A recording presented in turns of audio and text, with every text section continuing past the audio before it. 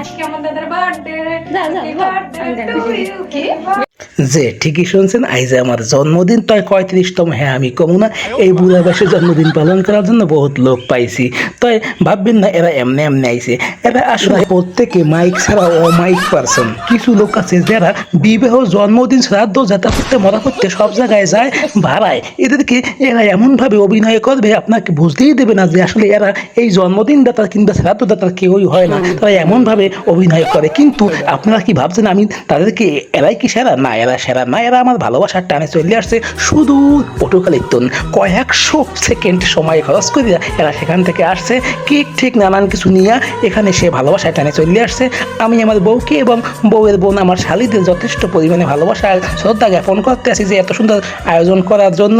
আসলে হাঙ্গাটা রাইট সেদিন যে কীভাবে কাটছে, লাফাইয়ে শট ফাটাইয়া কীভাবে কী বলবো। এরা কিন্তু এখানেই শেষ করে না, আমার জন্য অনেক আরও গিফট নিয়ে আসছে। সেই গিফটের দোকানে নাকি বা কথাটা খারাপ হয়ে গেছে, ভণ্ড হয়ে গেছে। এখানে লাইট জ্বলে, হ্যাঁ, লাইটটা জ্বালায়, আবার পিছন দিয়ে লাইট জ্বালায়। এই যে ভদ্রমহিলা তুমি ফটো করতেই, ওই দেখেন লাইট জ্বলছে, এইরকম লাইট জ্বলতেই আছে এবং সে ফটো করতেই আছে। এভাবে করতেই এই কেক খাওয়া এইটা হয়েছে। যথেষ্ট ভালোভাবে সময়টা কাটছে আমাদের এবং আমি একটু কেক বেশিই খাইছি, হ্যাঁ, এই জন্য কিছু মাইন্ড করবেন না।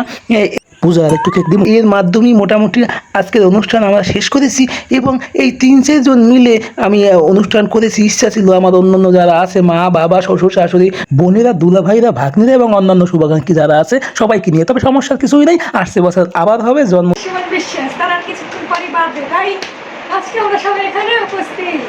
এই মালটা নতুন আসছে, সরকার সে আমার দাদার খুব পেয়ারের লোক। দিস ইজ পূজারানী বাপ।